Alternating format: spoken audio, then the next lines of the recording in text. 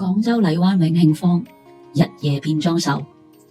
日頭呢，永慶坊就好似一個溫柔嘅時光美人，青磚、騎樓、路巷、小橋流水，隨便一影都係復古大片，仲自帶柔和濾鏡，文青度直接爆表。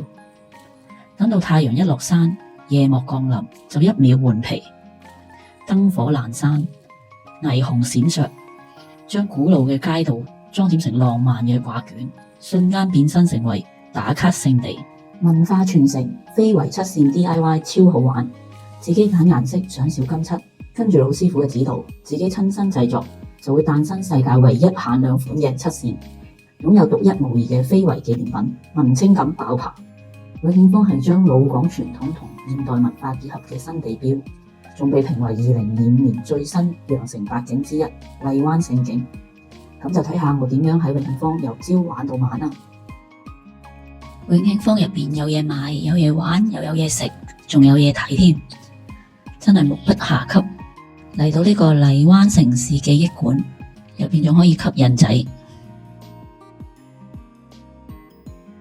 呢個荔灣城市記憶館主要係講廣州荔灣區，即係西關佢個城市嘅變遷啦，一路以嚟嘅發展啦，仲有啲咩特色嘅嘢啦，譬如特色建築啊，或者係特色嘅品牌啊，西關人嘅生活習慣等等嘅。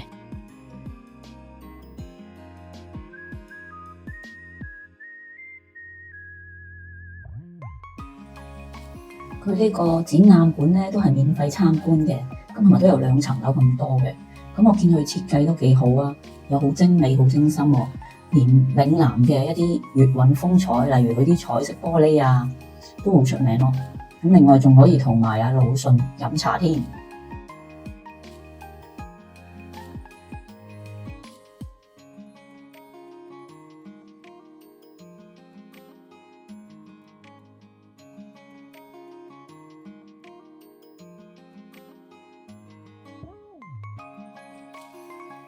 我最鍾意就係呢個展覽館嘅冷氣非常之夠涼爽。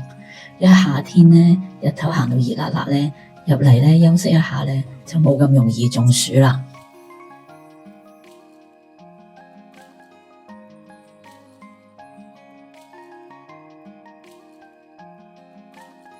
另外佢仲有好多場景可以俾你打卡留念，好多人都會喺度影相㗎。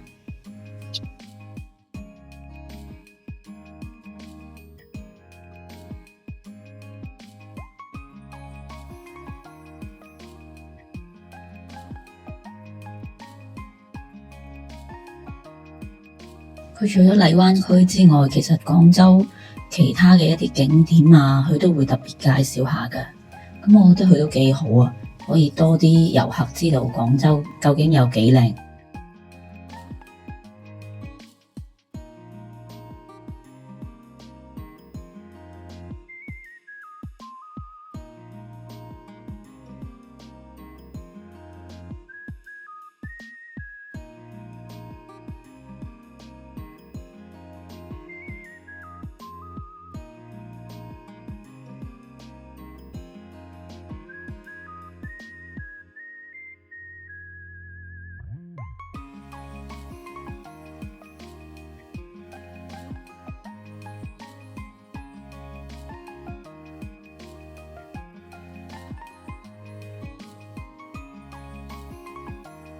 呢度除咗一啲文青鋪頭之外呢，買嘢以外其實仲可以食嘢嘅，又有一啲下午茶啊、飲茶啊、酒樓同餐廳都有。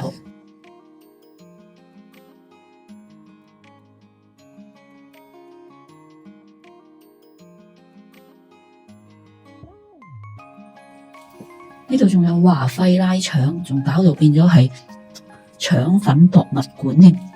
真係好搞笑，超得意。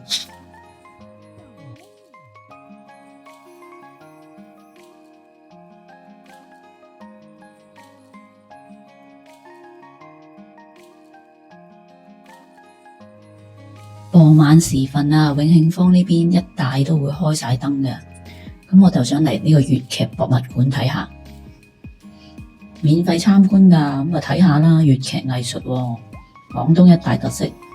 雖然我媽媽啲粵劇，但係都想望下係咩嚟嘅。同埋呢邊亦都係永慶坊嘅另一個入口。咁接近傍晚呢，而家就開始開燈啦。咁夜晚永慶坊呢真係好靚啊，係另一番景色啊！你睇幾多人嚟打卡？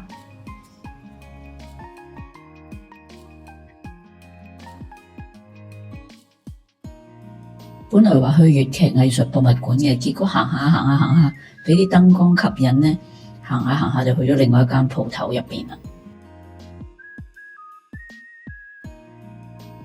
喺個巷仔入邊嘅鋪頭，好似好神秘咁。我都唔知究竟係乜嘢帶領我會嚟到呢間鋪頭度。其實喺外面睇平平無奇咁，淨係以為買一啲紀念品嘅鋪頭嚟嘅。咁入到去先知，原來係可以做嗰啲非遺七線啊，非物質遺產嘅工藝，用油漆做嘅線，七線。非遺七線係中國傳統工藝中嘅瑰寶，被列入非物質文化遺產保護名錄。佢係以天然嘅大漆，又叫生漆啦，為主要材料嘅。咁經過手工製作而成。七線嘅獨特之處咧，係千年不腐。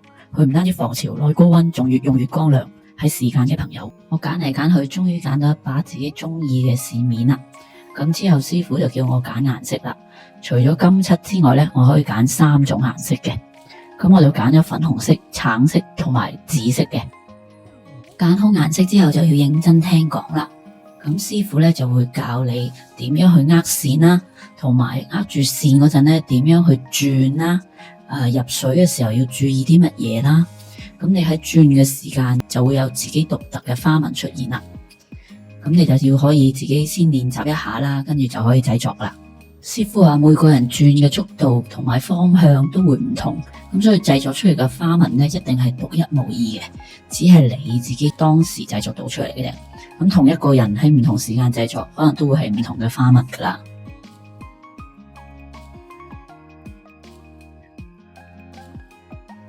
好啦，師傅開始落唔同顏色嘅生漆啦。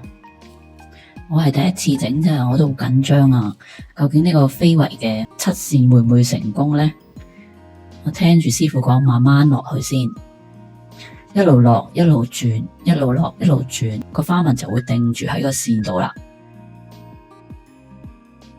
我特登咧往多啲顏料個方向咧轉咧，等佢盡量有多啲顏色喺個線上面。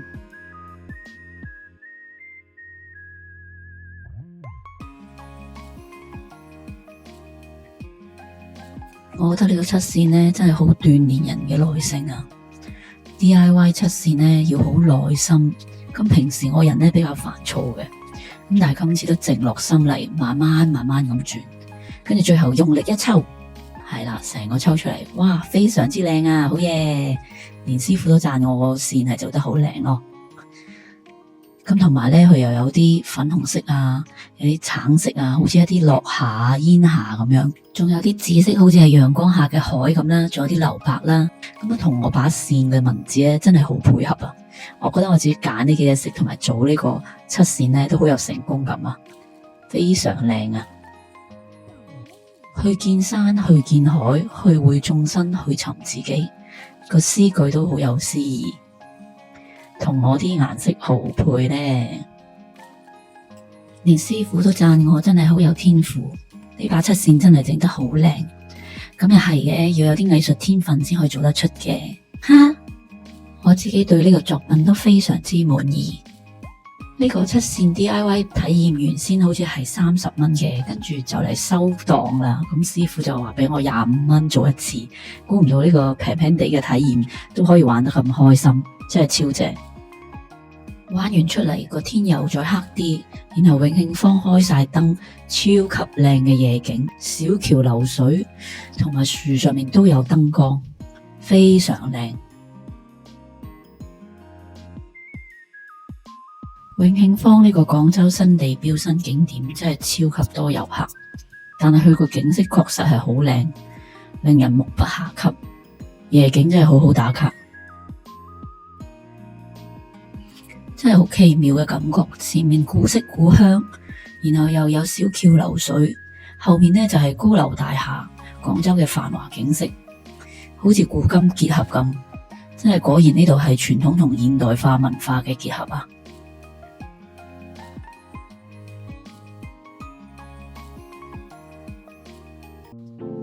唔知點解呢啲咁古舊嘅西關大屋騎樓配埋呢啲燈光又會咁靚嘅呢？真係令人流連忘返。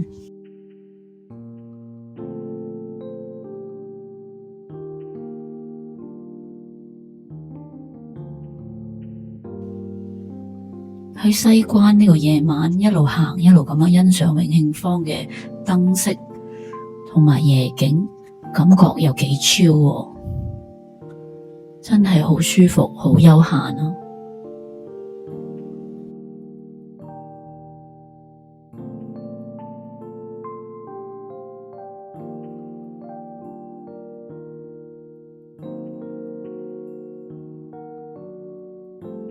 呢度條河仔仲可以遊船嘅，如果你唔遊船，喺岸邊睇下啲船慢慢行過嚟都幾靚㗎。最主要係啲紅色燈籠，真係好有傳統嘅中國風，好有南粵嘅特色。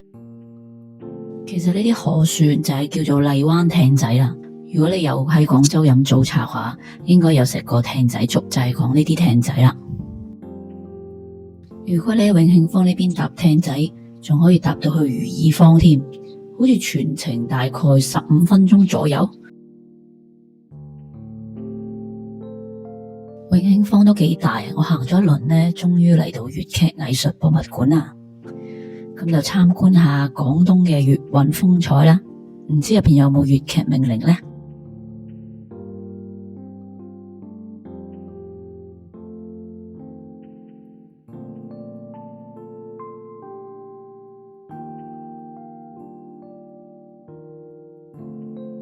我原來入邊呢有粵曲嘅樂器啦，二胡啊、琵琶啊等等啦，仲有啲粵劇嘅大老倌嘅衫啦，啲戲服都非常之靚嘅，仲有粵劇嘅一啲藝術品啊等等咁啦。咁之後呢，就發現原來夜晚都有粵劇表演嘅，咁一場嚟到梗係聽下啦，廣東百和會館嘅粵劇表演係點啦。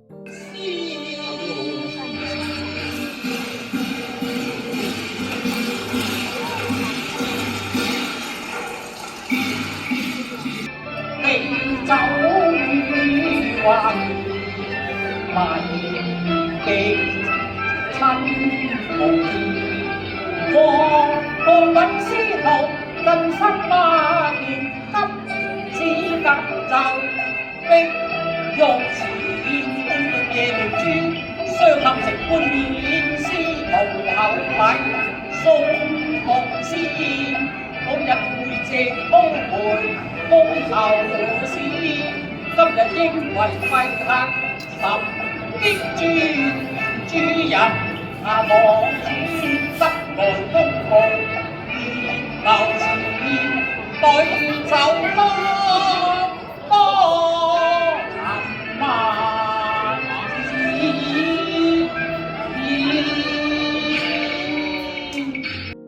聽完粵劇仲可以自己試玩呢個遊戲，着佢哋嘅戲服扮大老倌，佢係一個 AR/VR 感應嚟嘅，咁都幾得意啊！有揀唔同嘅衫啊，咁我喺度玩嗰陣都有好多人圍觀我，但係我都一樣玩得好開心。我覺得呢個遊戲真係超得意。之後出返去見到個古色古香嘅牌匾呢，下邊又有各款美女呢喺度打卡咯，旅拍影相。然後又見到艇仔啦，艇仔過橋。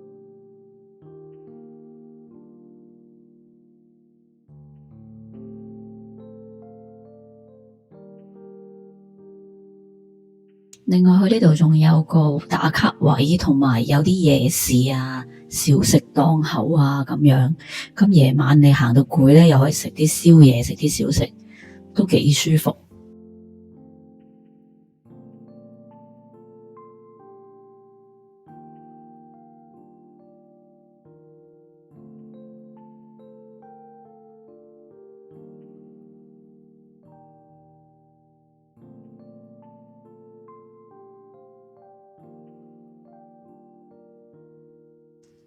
仲有廣州舊市嘅特色雞公欖都有，仁順路鋪食雙皮奶又得，然後你又可以去一啲文創小店，周圍睇下逛下。永慶坊真係好大啊！